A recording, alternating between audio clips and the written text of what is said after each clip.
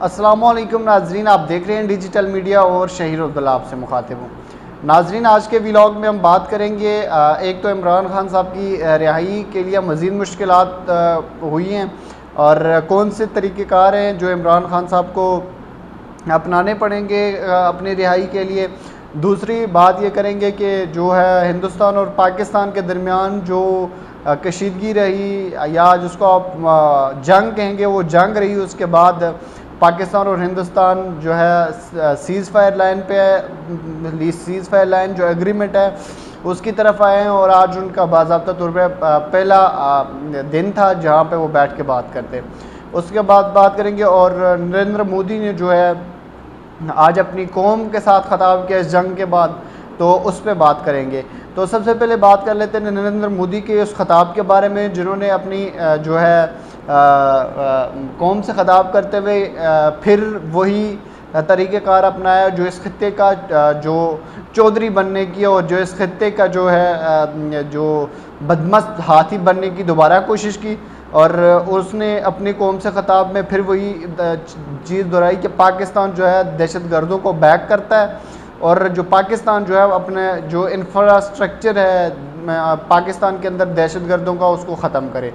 और दूसरी तरफ उन्होंने ये बात करते हुए ये कहते हुए कहा कि हम पाकिस्तान के साथ सिर्फ एक ही चीज़ पे बात करेंगे, वो होगा जो है वो टेररिज्म होगी, इसके अलावा पाकिस्तान के साथ कोई बात नहीं होगी। और जो इंडस वाटर ट्रीटी है उसका जो वो सस्पेंड रहेगी। अब देखना ये है कि पाकिस्तान और हिंदुस्तान के दरमियान जो पहलगाम जो टेररिज्म अटैक के बाद जो है इतनी शदीद जो है सूरत हाल पैदा हुई और नरेंद्र मोदी का कहना था कि पानी और खून एक साथ नहीं बह सकते, इसलिए जो है जो इंडस वाटर ट्रीटी है वो जो है मुअत्तल रहेगी। अब बात यह है कि जो नरेंद्र मोदी है वो दोबारा वही लैंग्वेज इस्तेमाल कर रहा है जो उन्होंने पहलगाम टेररिज्म अटैक के बाद यूज़ की थी और पाकिस्तान और हिंदुस्तान जो है एक एटमी जंग के दहाने पे ला के खड़ा किया था। और आज जब इसने कौम से बात की है और सीज़ फायर लाइन एग्रीमेंट हुआ है उसके बाद भी वही लैंग्वेज इस्तेमाल की जा रही है, तो ये इस खित्ते के लिए किसी भी जो है ख़तरे से खाली नहीं है इसकी ये गुफ्तगू। और पाकिस्तान और हिंदुस्तान के दरमियान होने वाली ये कशीदगी भी इसी इंडस वाटर ट्रीटी का जो सस्पेंशन था उसी का नतीजा था। और अगर ये जो हिंदुस्तान है अपनी इस मकारबाजी से और इस चालाकी से जो है पीछे नहीं हटा तो ये इस खत्ते को दोबारा इस जंग के अंदर धकेल सकता है, क्योंकि पाकिस्तान गवर्नमेंट ने जब हिंदुस्तान की तरफ से यकतरफा तौर पे इंडस वाटर ट्रीटी को सस्पेंड करने का ऐलान किया था तो पाकिस्तान ने ये वाज़ह तौर पर दुनिया के सामने कह दिया था कि जो इंडस वाटर ट्रीटी को सस्पेंड करना बज़ात खुद ऐलान जंग समझा जाएगा। तो इसका मतलब यह है कि हिंदुस्तान जो है आज दोबारा फिर एक दफ़ा फिर दोबारा ऐलान जंग कर दिए मोदी ने। तो इसलिए ये जो इंडस वाटर ट्रीटी है, ये जो दुनिया की मौजूदगी में ये जो एग्रीमेंट हुआ था पाकिस्तान और हिंदुस्तान के दरमियान, तो ये तरफा तौर पे कभी भी सस्पेंड नहीं किया जा सकता। दूसरी बात यह है कि ये इस खत्ते के अंदर जो है आबी जंग के तौर पे ये इस खत्ते को बर्बाद कर सकता है। तो दूसरी तरफ जो आज पाकिस्तान और हिंदुस्तान के दरमियान जो सीज़ फायर लाइन हुआ 11 तारीख के 4 बजे को, उसके बाद आज जो है 10 तारीख की 4 बजे को जो सीज़ फायर लाइन एग्रीमेंट हुआ था या सीज़ फायर लाइन हुई थी, उसके बाद जो है आज पहला बाज़ाब्ता तौर पर जो है DGMO जो मिलिट्री ऑपरेशन थे आपस में बातचीत की गई और ये वो पहली नशिस्त है जो हिंदुस्तान और पाकिस्तान के दरमियान सीज़ फायर लाइन के बाद हुई। तो अब बात ये है कि पाकिस्तान अब जो हिंदू ये जो मोदी आज भी फिर वही लैंग्वेज इस्तेमाल कर रहा है, तो पाकिस्तान ने थोड़ा सा इनको इस सीज़ फायर लाइन करने में जल्दी दिखा दी। पाकिस्तान को चाहिए था कि ये इस खित्ते के इस बदमस्त हाथी को थोड़ा सा सबक दे के जो अभी तक उसका ये जो इस खित्ते का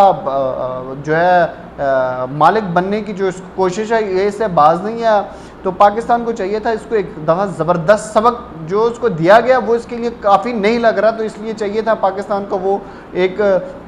अच्छा सबक देता इसको, ताकि ये अगले एक सदी तक उस सबक को ना भूल सकता। तो दूसरी तरफ जो है इमरान खान साहब, जब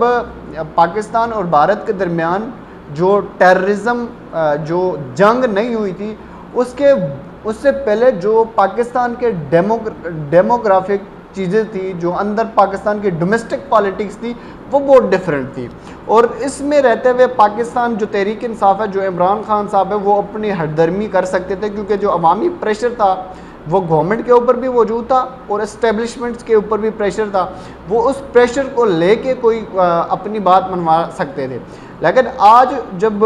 पोस्ट वार जो है, पाकिस्तान इंडिया पोस्ट वार के बाद जो है जो सिनेरियो है वो तक कंप्लीट चेंज हो चुका है। अब जितने भी गिले थे पाकिस्तान की आवाम के इस एस्टेब्लिशमेंट के साथ, इस फ़ौज के साथ, वो तमाम गिले दूर हो चुके हैं, क्योंकि पाकिस्तान की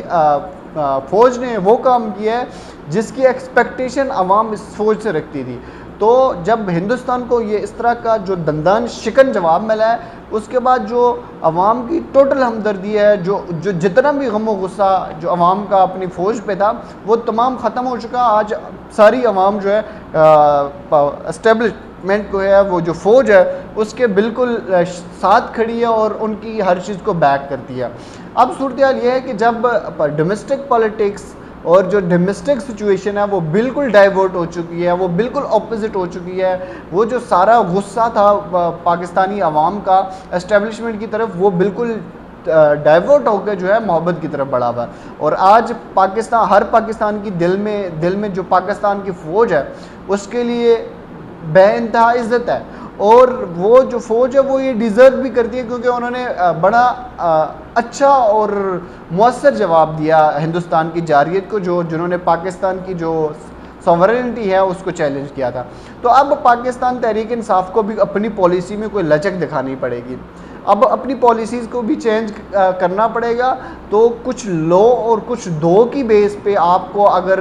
कोई रिलीफ मिलता है तो उसको हासिल करना चाहिए। अदरवाइज़ जो अवाम आपसे मोहब्बत करती है, तो अगर आप अब अगर कुछ अपनी जो पोजीशंस है उनसे पीछे नहीं हटेंगे,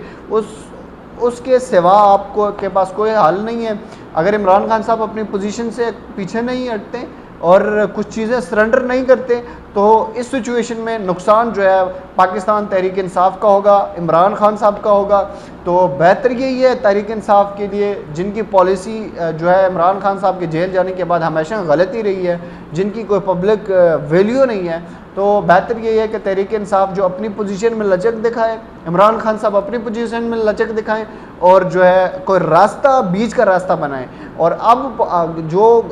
पाकिस्तान की फ़ौज है उस पर किसी किस्म का दबाव नहीं है, क्योंकि उन्होंने वो की है जिसकी पब्लिक उनसे डिमांड करती है, और वो उन्होंने बड़े एहसन तरीके से किया है। तो एक रिस्पॉन्सिबल शहरी के तौर पे और एक अच्छे पाकिस्तानी की शहरी होने के नाते जो है अब जो तहरीक इंसाफ अपनी जो लाइन है उससे पीछे हटे, और जो है कोई बीच का रास्ता निकाल के जो इस सिचुएशन में एस्टेब्लिशमेंट के साथ बैठ के और कोई डायलॉग के ज़रिए अगर कुछ हासिल होता है तो वो हासिल करें। उसके अलावा अगर आप जब जुल्म और अगर आप प्रोटेस्ट से सड़कें गरमाने से कुछ हासिल करने की कोशिश करेंगे तो अब इस सिनेरियो में दूर दूर तक नज़र नहीं आता कि आप सड़क गर्म करके, आप प्रोटेस्ट करके, आप एहतजाज करके किसी किस्म का कोई जो है हक हासिल करेंगे। ये अब दूर दूर तक होता हुआ नज़र नहीं आता। बहुत शुक्रिया।